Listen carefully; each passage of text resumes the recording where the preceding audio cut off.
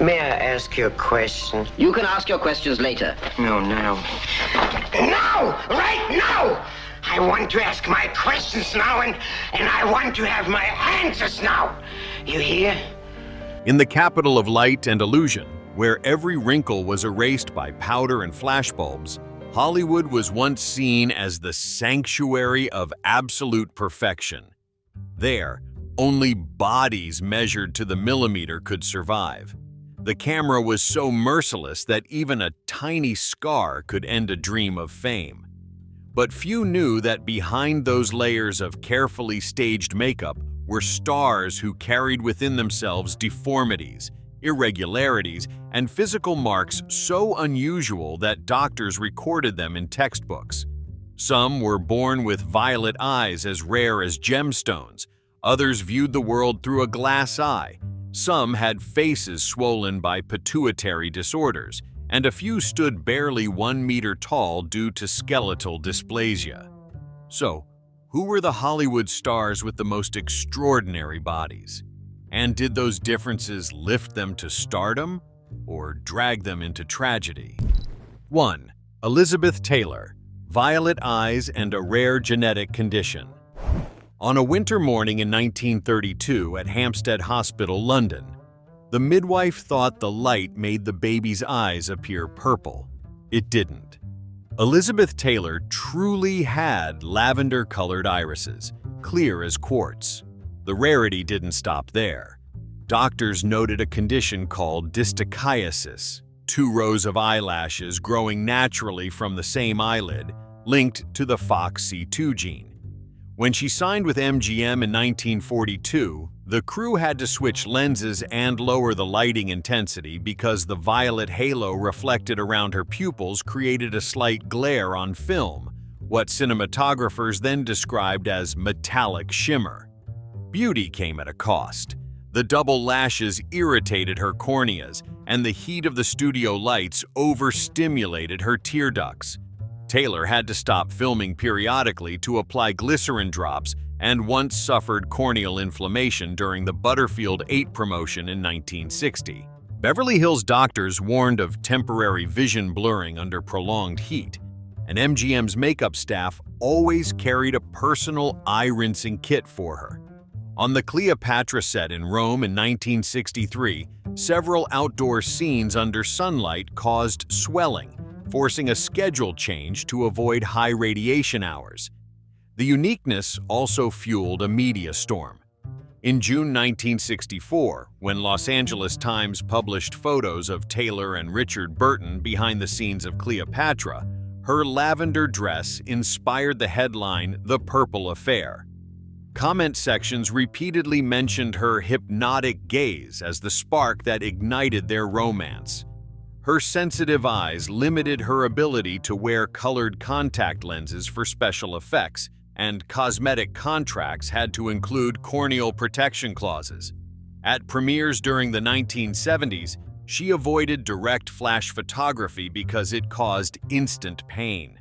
Photographers were told to use soft reflectors. Her legend ended in 2011 in Los Angeles, when Dr. Howard Braverman confirmed what the public had debated for decades.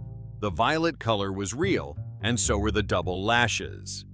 In an industry built on illusion, Taylor's natural rarity was both a charm and a lifelong occupational hazard. From eyes no one believed could exist, the story turns to Hollywood's brightest smile, one held together by porcelain and adhesive. Chapter 2. Clark Gable, the metal-scented smile of a Hollywood king. In 1933, Clark Gable had all his teeth extracted at a Beverly Hills dental hospital due to severe gum disease. From that moment on, the king of Hollywood lived with a full set of porcelain dentures fixed by zinc adhesive, which left a metallic aftertaste. During It Happened One Night, 1934, colleagues heard faint clicks during his lines, and by Gone with the Wind, 1939, the film crew had to choreograph kissing scenes between Gable and Vivien Leigh because of the glue's strong odor under the hot carbon arc lights. Mint candies and strong mouthwash were used to mask the smell, but the chemical residue on his gums lingered. The side effects lasted for decades. The adhesive caused gum irritation and occasional loosening during long dialogues. Some emotional scenes in The Tall Men, 1955, had to be reshot due to muffled speech. In private life, he carried replacement glue and used strong disinfectants that left a metallic scent on his clothes. Gossip columns joked about his expensive kisses, but the real toll was chronic discomfort, pain while eating, and the mental strain of maintaining an illusion of perfection. His private life bore that mark too. During his 3-year marriage to Carole Lombard, jokes about his metal smile filled the tabloids. After Lombard's tragic plane accident in 1942, witnesses said Gable insisted on keeping his dentures in during the funeral, as if afraid of losing the face the world adored. Later, he avoided long kissing scenes, preferred medium-close shots, and chose roles with fewer extended lines to prevent the glue from cracking during takes. When he passed away in 1960, medical records confirmed he had lived nearly 30 years without a single natural tooth. That reconstructed smile was the bright side of the silver screen and the lingering taste of chemicals beneath it. From that, the story shifts to another pair of eyes, bulging, intense, and unforgettable. Bette Davis, the fierce eyes that became a trademark. In June 1934 at Warner Brothers, Bette Davis's gaze froze the audition room. Her narrow eye sockets made her eyeballs appear more prominent, the upper lids lifted high, and her pupils dilated strongly under light. The resulting intensity was something cameras adored, but people often found unsettling. The biological side effects weren't pleasant: dryness, glare sensitivity, and headaches due to overactive focusing reflexes under classic studio lighting. Several close-ups in Of Human Bondage required artificial tears, and some shoots had to reduce exposure to avoid glare reflections. The impact extended beyond the camera. In the 1930s, tabloids mocked her as frog-eyed, and Warner Brothers received letters urging a softer image. She was repeatedly advised to undergo eyelid surgery to reduce protrusion, but doctors warned the risk of scarring and muscle damage could impair her expressions. Davis refused, enduring eye pain to keep her most powerful tool. Her unusual appearance also caused professional clashes. Davis demanded roles built around her piercing gaze, refusing passive female parts. Tensions with Warner peaked between 1942 and 1944 when she sued for role control, and the press called her the actress who stares through director's eye. On Whatever Happened to Baby Jane, 1962, her long feud with Joan Crawford exploded on set. A fall that required 8 stitches became headline news. Less known is that after the accident, doctors restricted bright lighting on Davis due to her sensitivity, forcing crew adjustments for the final scenes. In later years, Davis refused any cosmetic eye procedures. On CBS Sunday Morning in 1980, she said bluntly that keeping her money-making eyes was a professional choice. The physical discomfort and judgment never dulled her power. They turned that intense stare into a visual signature of an era. From eyes that could unsettle anyone, the story moves to another man's half-lidded gaze. One eye real, one glass, but both seeing through pretense. Or Willie Nelson, the fiery face and rope-like hands. Few stars ever gave Hollywood's cameramen as much trouble because of blood vessels. Born in 1933 in Abbott, Texas, Willie Nelson stood out early for his perpetually flushed face, as if sunburned for life. Many assumed it was part of his cowboy tan, but in truth, Nelson suffered from facial telangiectasia, a condition where hundreds of small blood vessels appear under the skin, forming a red-purple web around his nose and cheeks. Under stage or studio lights, his face reflected like burnished copper, forcing crews to apply cool-toned powder to reduce glare. During the 1970s, as Nelson transitioned into acting, from the Electric Horseman to Honeysuckle Rose, makeup artists joked, "No need for the Texas filter, his skin glows naturally." But it wasn't just aesthetics. The condition came with chronic eyelid inflammation, making his eyes swell and water under strong light. A Nashville doctor once advised him to avoid late-night performances, but Nelson brushed it off, saying, "I was born to burn, not to cool." His hands were equally distinctive. Thin skin, thick veins coiled like cords, partly inherited, partly sculpted by decades of guitar playing. His hands looked like those of someone pulled from fire, every knuckle a knot of endurance. Yet those same hands shaped the sound of outlaw country. Nelson once told Rolling Stone in 1981, "The veins in my hands are music. They know when I'm happy or hurting." His unusual appearance fueled rumors. Some said he drank too much whiskey, bursting his capillaries. Others claimed he tattooed red veins to stand out on stage. Both were false. In his memoir, It's a Long Story, Nelson wrote, "My skin is red because my heart beats strong. If I had to choose between white powder and real blood, I'd choose blood." In a world of polished male stars, Willie Nelson appeared as a blazing cowboy, strange yet authentic. The world looked at him with curiosity. He looked back through half-closed, red-lined eyes, the eyes of a man who had seen too many lights. And across the country, there was another man, one who had only a single real eye, yet could see straight through deceit.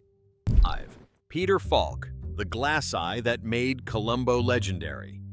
Before the world met the rumpled detective in a shabby trench coat from Columbo, few knew Peter Falk had only one real eye.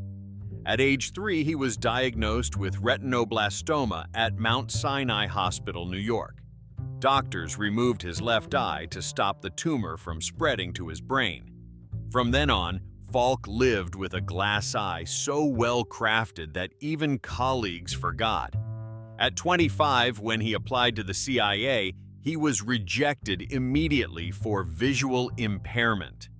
Turning to acting, Falk faced similar bias. A Broadway director once told him, "You can act, but I can't film a man with one eye." Variety quoted that line in 1957, angering Falk so much that he rented a small stage in Greenwich Village to perform independently. From then, his uneven gaze began to write history. When he appeared in Murder, Inc., 1960, audiences realized that his difference made his characters truly menacing, one eye moving, the other still, evoking eerie calm. Critic Pauline Kael called him a man with the gaze of truth. Director Richard Levinson, who created Columbo, later said that Falk's half-lazy, half-probing stare inspired the character of the seemingly clumsy yet brilliant detective. Oddly, Falk rarely let anyone see him without the prosthetic. But on The Tonight Show with Johnny Carson in 1978, he amused audiences by telling how he once lost it while swimming in Malibu.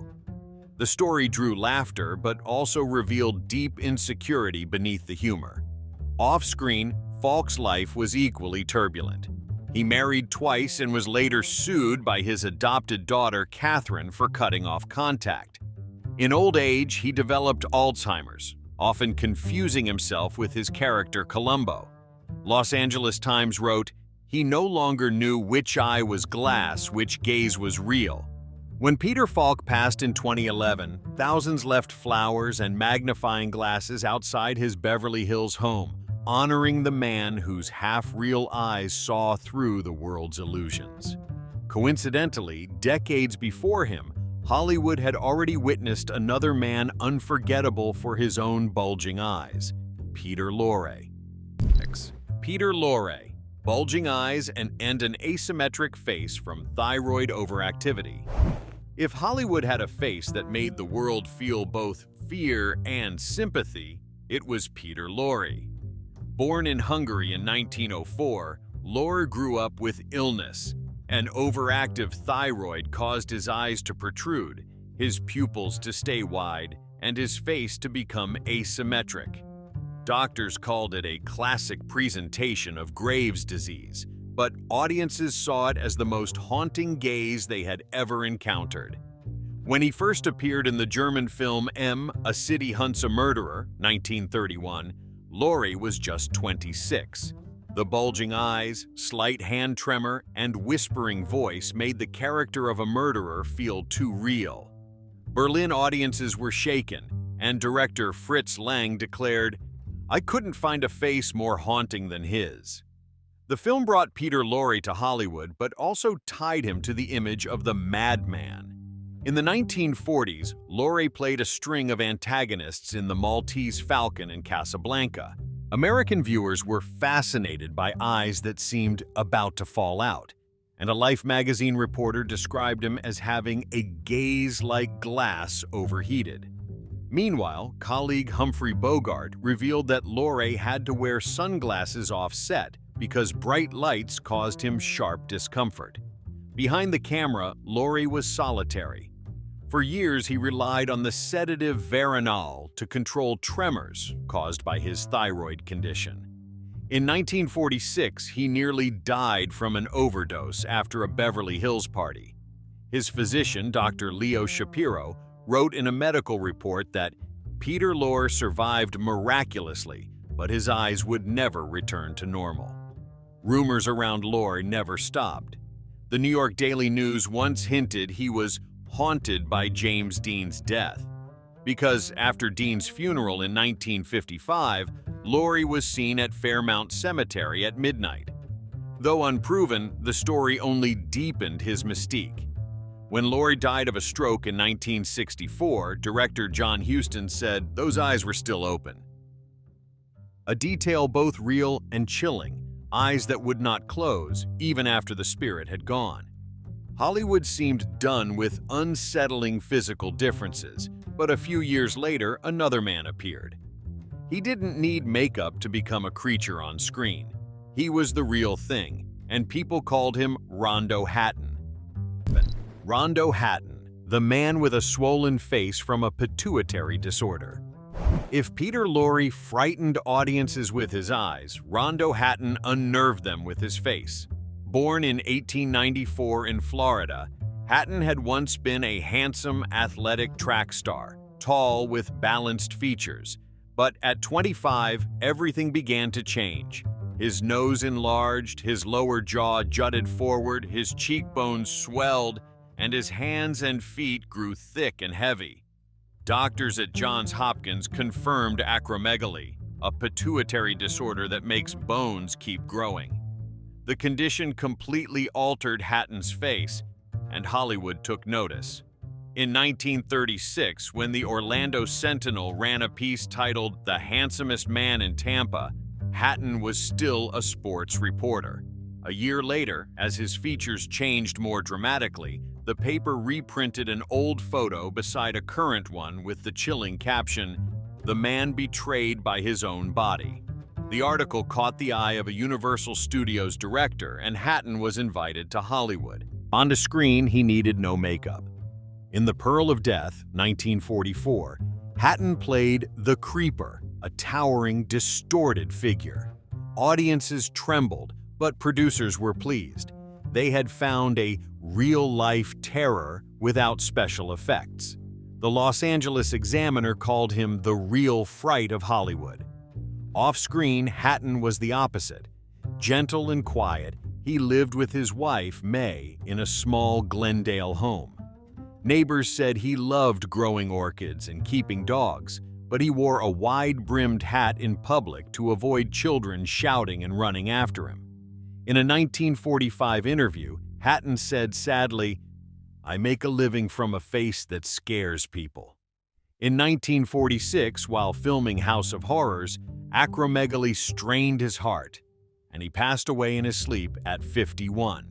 Universal released the film after his death with the tag, starring Rondo Hatton, the man too real for makeup. His passing closed the era of real-life oddities in Hollywood, but it also posed a question. Does the line between art and cruelty still exist when illness is turned into entertainment? That question becomes even clearer with the next figure, a legend of the Barrymore family, who spent half his life in a wheelchair yet captivated America. 8. Lionel Barrymore, star in a wheelchair for life, due to arthritis. Hollywood was once accustomed to seeing Lionel Barrymore at MGM, laughing, puffing a pipe, and guiding young actors like a king. But in 1938, as young Dr. Kildare began production, people noticed Barrymore could no longer walk normally. Each time director Norman Taurog called "action," he gripped the armrest, lips tight from hip pain. A month later, Variety ran a small note on page 3. Barrymore hospitalized with severe arthritis. No one knew it would be the last time he would stand on his own legs.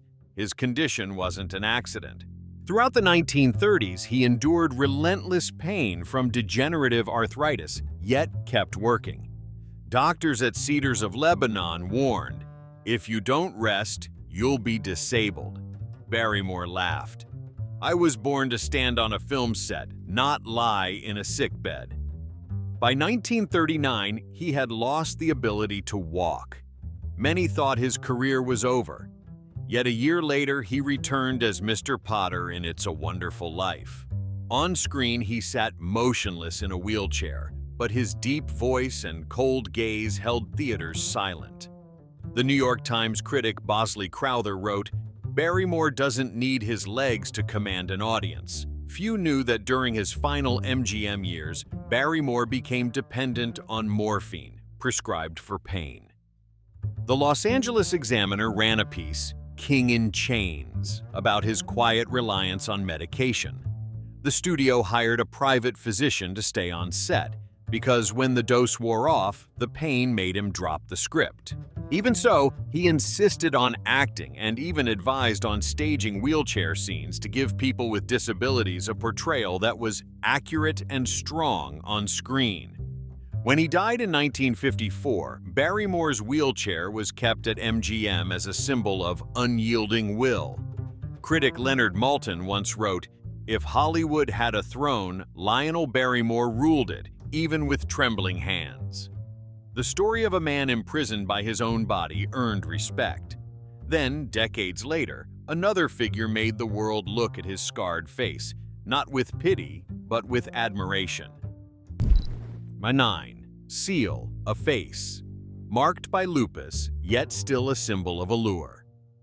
His songs have been streamed over 1 billion times. Give it up for the one and only Seal! Over the years, he's had some killer hits, selling more than 30 million records worldwide. When I started making music, I didn't play guitar at the time, and I was making these demos, and they were kind of... In 1984, at a dermatology clinic in London, a doctor named Simon Glover wrote in a chart, "Patient Henry Samuel, severe scarring, suspected cutaneous lupus." At 21, the young man had no idea the newly diagnosed autoimmune condition would redraw his face and define a global music icon. Discoid lupus erythematosus causes the immune system to attack facial skin, creating inflamed patches that heal into deep pitted scars around the nose and cheeks. Many told Seal to get cosmetic procedures or hide behind heavy foundation, but he refused. "My face has already fought," he told BBC Radio 1 in 1991. "I don't want it to pretend." The media in Britain was far from kind. The Sun ran scars of the star, dubbing him the marked man. Seal was angry but still appeared on Top of the Pops barefaced. When Crazy was released that same year, his scarred face was everywhere. Fashion magazines called it real beauty, and Rolling Stone wrote, "Seal has turned a flaw into a legend." The journey wasn't smooth.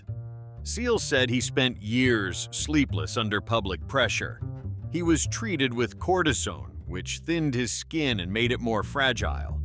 In the 1990s, he lived in a small Notting Hill flat and avoided mirrors for months. Only when Kiss from a Rose won Grammys in 1996 did he look calmly into the camera again. Today, Seal still performs worldwide with the same unaltered face. In a Hollywood that favors retouching and procedures, he stands as living proof of authentic beauty, something that can't be copied. Yet if Seal moved the world with his scars, the next man left audiences even more stunned. Chapter 10. Michael Berryman, the man without hair, nails, or sweat glands. In the delivery room at Santa Monica Hospital in 1948, the attending doctor added a special note. Male newborn, no hair, thin nails, no sweat glands. The parents, a nurse and a Navy officer, fell silent as the doctor explained their son had hypohidrotic ectodermal dysplasia, a rare genetic disorder in which structures derived from the ectoderm, hair, teeth, nails, sweat glands, don't form correctly. The baby, Michael Berryman, was born with fragile skin, no hair, no eyebrows or eyelashes, and irregular teeth. Michael's childhood teetered between life and danger. Without sweat glands, he couldn't go outside when temperatures rose above 25 to 77 degrees. The family set up a special air-conditioned room that ran constantly. In high school in Los Angeles, classmates called him the Glass Boy. He once collapsed from heat on the schoolyard and was saved when a nurse doused him with water. That difference is what drew Hollywood to him. One afternoon in 1976, director Wes Craven saw Berryman at a cafe in Venice Beach. The smooth, hairless head and taut, wax-like skin made Craven stop. He asked, "Ever thought about acting?" A year later, Berryman's image appeared on the poster for The Hills Have Eyes, a hairless face, blank stare, half smile. No makeup, no CGI, the theater went silent. Empire journalist Kim Newman wrote, "Michael Berryman isn't playing a creature. He embodies primal fear, difference itself." On set, the crew built mobile shade canopies to protect him from 43 degrees 110 degrees desert heat in Nevada. He drank more than 8 liters of water a day, yet persevered through a 3-month shoot. Away from set, Michael was the opposite of his screen image. He read philosophy, played guitar, and loved caring for cats. In a 1983 Entertainment Tonight interview, when asked if he ever wanted to be normal, he answered, "I'm different but not unhappy." Now in his 70s, Michael Berryman still attends horror conventions and signs for fans. He emerged from a body once labeled abnormal by medicine, but with resolve and kindness, he showed the world that difference can be beautiful. His story paved the way for a generation of shorter-statured performers who proved that no matter how unusual the body, the spotlight always has room for them. 11. Billy Barty, the little actor who opened the door for Hollywood's little people. Boom! Gotcha! Mr. Linda's back, madam. At the Gold Diggers of 1933 film set, surrounded by towering actors and dazzling lights, a boy only 1.12 meters tall stepped onto the floor. That was Billy Barty, the first tiny actor ever to sign a long-term contract with Warner Brothers. Born in 1924 in Millsboro, Pennsylvania, Billy had achondroplasia, a bone growth disorder that caused short limbs, a large head, and a small torso. Doctors once told his parents that the boy might not live past 10. But Billy proved them wrong, appearing in over 200 films throughout the next half-century. In 1935, at just 11 years old, Billy appeared in Bride of Frankenstein as a small monster, prompting the Los Angeles Times to write, "He's as small as a shadow, yet more memorable than the leading actors." As he grew older, Billy refused to be just a comic prop. He turned himself into the one who created laughter and controlled it. In Willow, 1988, Barty not only played the sorcerer Elwyn, but also advised director Ron Howard on how to work with actors of smaller stature. What made Hollywood truly respect him, however, was not just his talent, but his fighting spirit. In 1957, when producers tried to cancel his Broadway role because he's too small, the audience won't see him, Barty immediately bought first-class tickets for the entire Variety press team and invited them to the show. The next day's headline read, "The smallest man, the loudest applause." Beyond acting, Billy was a pioneering activist. In 1957, he founded the Little People of America organization, advocating for equal rights to work and marry. During a 1972 appearance on The Tonight Show, he said a line that brought the entire studio to its feet. "I'm only short when someone looks down on me." He passed away in 2000 at the age of 76 in his small home in Burbank. Variety published an obituary with a single line, "The smallest man left the biggest footprints." Like Billy, another man of small stature, brilliant and fierce, would also change how Hollywood viewed size and intellect. 12. Michael Dunn, the Oscar-worthy genius in a 1.1-meter frame. Few know that Michael Dunn was once dubbed the smartest 1.1-meter man in America. Born in 1934 in Oklahoma, Dunn suffered from spondyloepiphyseal dysplasia congenita, a rare bone disorder that caused abnormally short limbs and spine. Strangely, his head and brain developed perfectly normally. The result, the body of an 8-year-old and the intellect of a genius. After graduating from Creighton University with a degree in philosophy, Dunn joined a church choir before suddenly shifting to Broadway. In 1963, his role in Ship of Fools stunned critics. His portrayal of a proud yet tormented dwarf earned him an Oscar nomination. The New York Times wrote, "Michael Dunn doesn't need to stand tall to be great. He only needs to speak." That success led him to the TV series The Wild Wild West, where Dunn played Dr. Lovelace, the brilliant but malevolent genius trapped in a tiny body. His sarcastic wit, sly smile, and razor-sharp voice turned the character into a cultural icon. Yet few knew Dunn endured severe back pain from spinal compression. After each scene, he would lie flat on the Paramount studio floor while an assistant massaged him so he could continue filming. In 1969, during a London tour, Dunn appeared on the Parkinson talk show. When the host asked, "Do you feel life is unfair because you were born small?" Dunn simply smiled. "No, unfair is when a big man has a small mind." The line became one of British television's most famous quotes. Tragedy struck in 1973 when Dunn was found dead in a London hotel at just 39. The medical report cited heart failure caused by skeletal compression of his lungs. At his Carnegie Hall memorial, a 4-year-old Peter Dinklage, later the star of Game of Thrones, attended with his father and later said Dunn was the reason he became an actor. His story closed a chapter of small-statured pioneers, but opened another, where imperfections were no longer hidden but transformed into art. 13. Matt Fraser, deformed arms, born from thalidomide.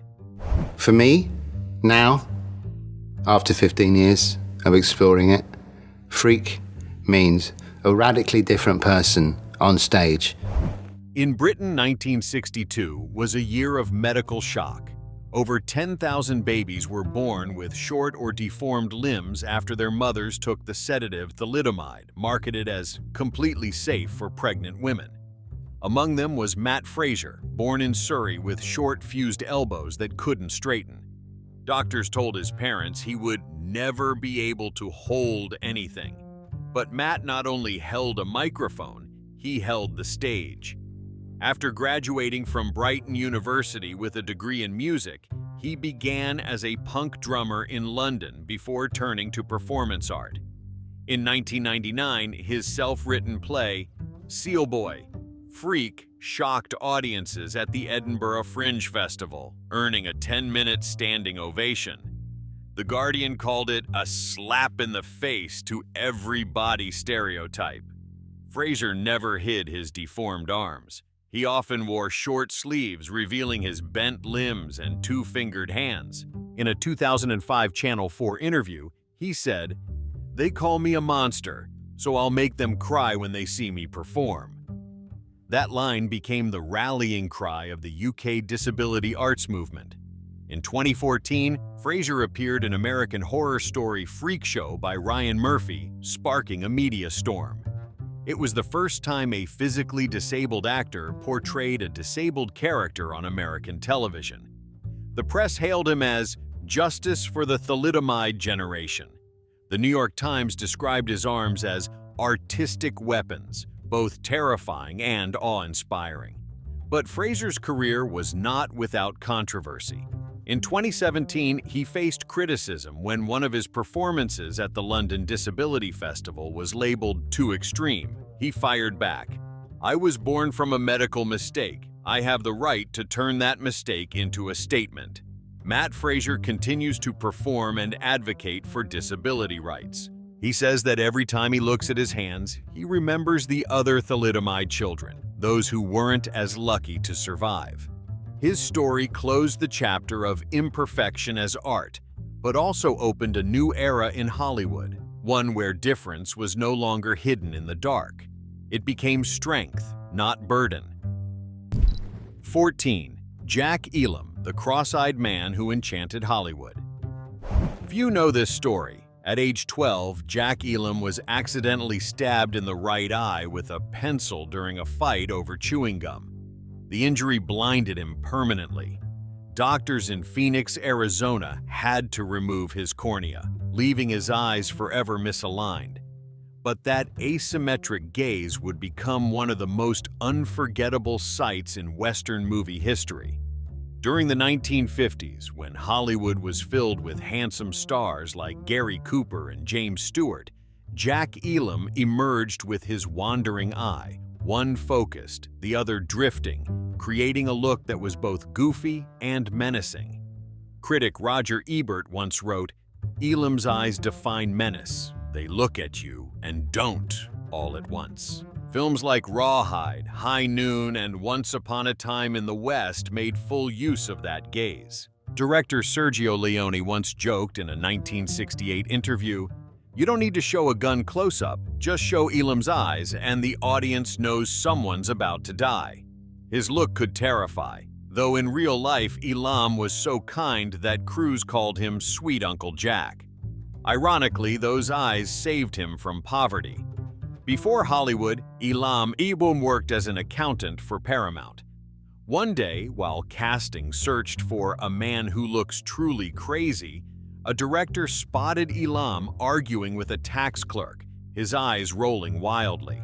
He was hired on the spot for Trail Street, 1947. From then on, Jack Elam appeared in over 70 westerns. Despite his success, he was labeled the Madman for life. In 1971, Variety published an interview titled The Mad Eye Man, which nearly made him quit acting. But he changed his mind after starring in the comedy Support Your Local Sheriff, where he turned his flaw into humor.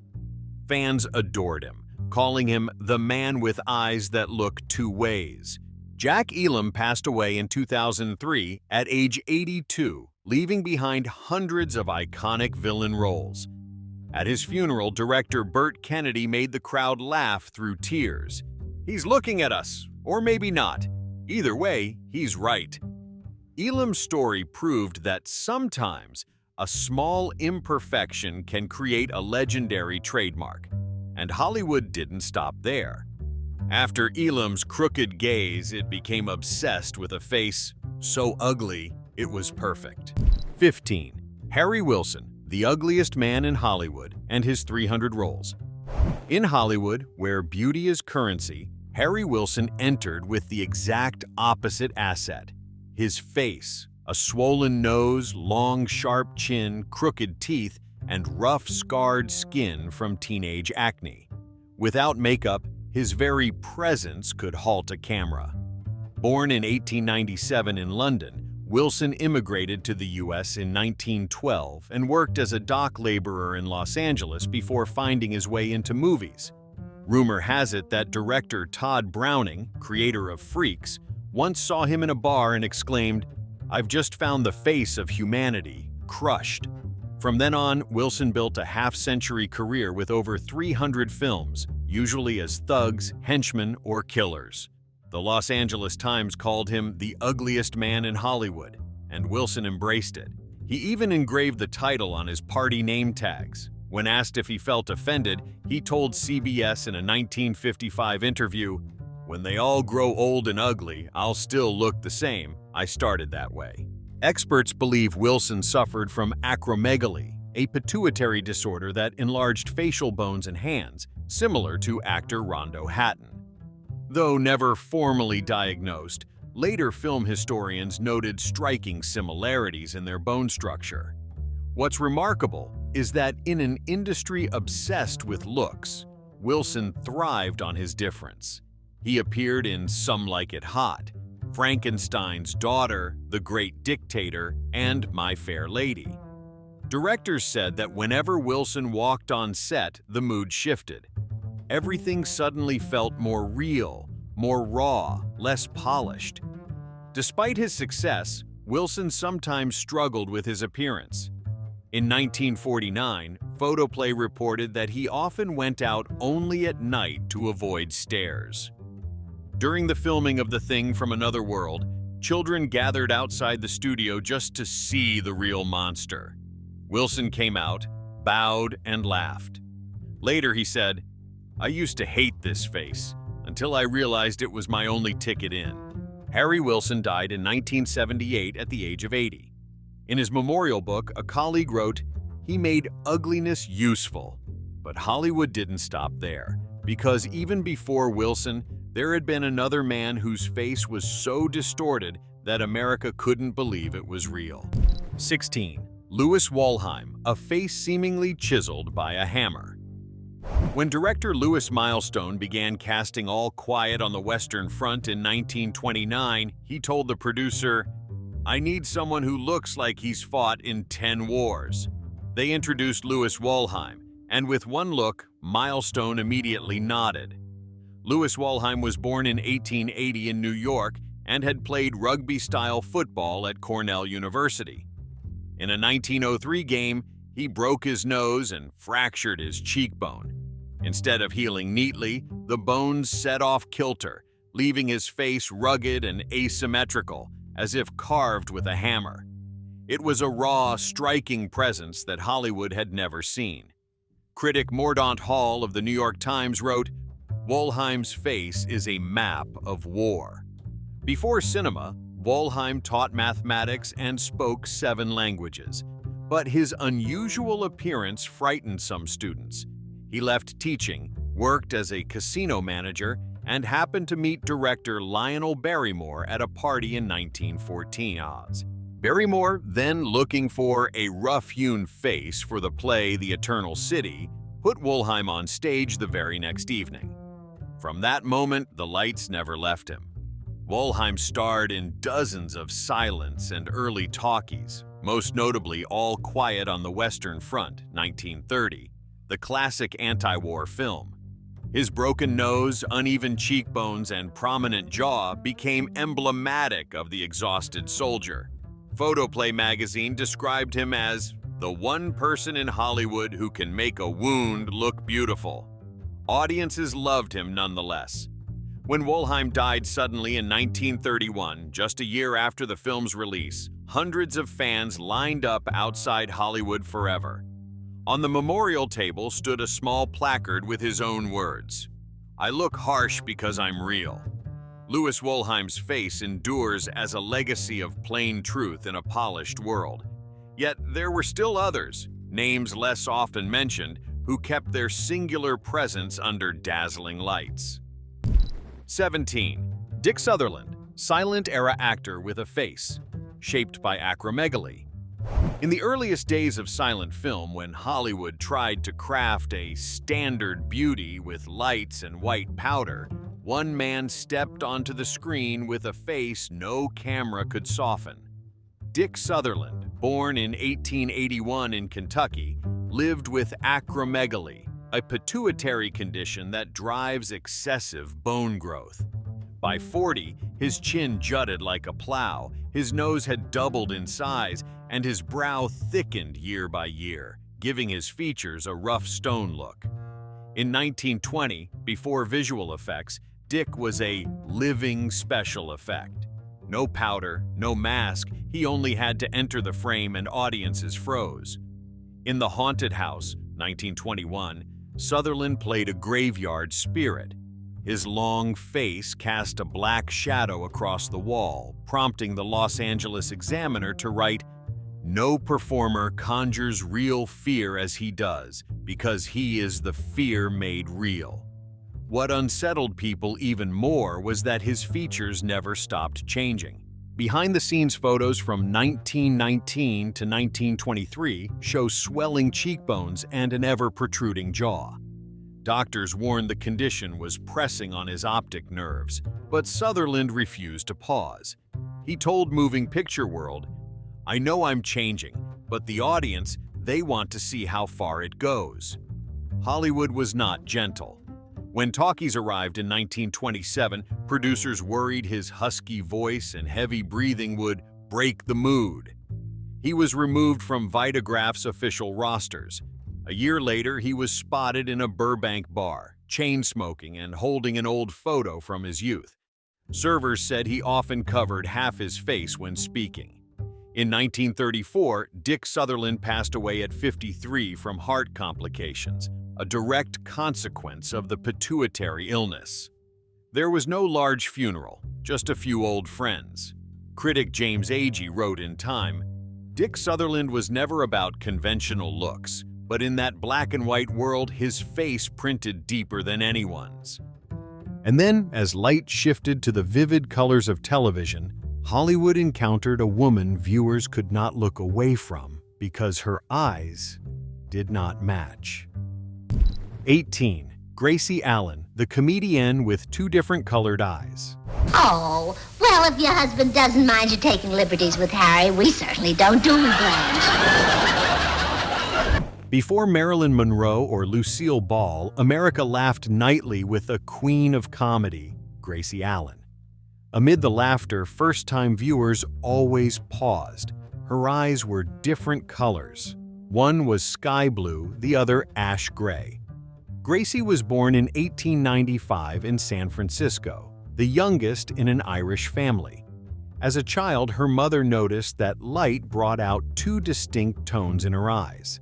Doctors called it heterochromia iridum, a rare difference in iris pigmentation. In the era of black and white film, that nuance went unseen. Only with Technicolor did audiences marvel at those two halves of the world. In 1930, when Gracie and her husband George Burns launched The Burns and Allen Show, television viewers began to chat. Variety wrote, "Gracie's gaze is like two beams that never quite meet, one cool, one warm." Cinematographers often adjusted lighting differently on each side of her face to avoid uneven glare on camera. That very asymmetry created a curious charm. Each time she glanced at the lens, people felt two expressions at once, one playful, one pensive. Life magazine once likened Gracie Allen to a woman with two souls in a single look. Off camera, Life had its storms. Throughout 3 decades working with George Burns, gossip claimed they were a couple only on stage. Rumors grew so intense that in 1942, The Hollywood Reporter printed a photo of them signing a deed to their joint home to prove they were truly together. George later admitted in his memoir, "I loved her for those eyes. One told me stay, the other said, you'll never quite figure me out." When Gracie passed in 1964, George Burns kept a ritual of bringing flowers to her resting place at Forest Lawn. He told CBS Sunday Morning, "Now I understand she just needed 2 colors to see the world more completely." Hollywood's light was never truly perfect. It was lit by people who weren't perfect. Violet glances, rugged faces, or bodies that defied the usual rules. They are the ones who made the screen blaze because they dared to show what the world tries to hide. Beauty doesn't live in a mold, it lives in the courage to stand there under a million curious eyes. And you, who among these stars do you think reshaped Hollywood's idea of beauty the most? Share your thoughts below, and don't forget to like, subscribe, and turn on the bell so you won't miss other unusual but true tales from Hollywood's backstage.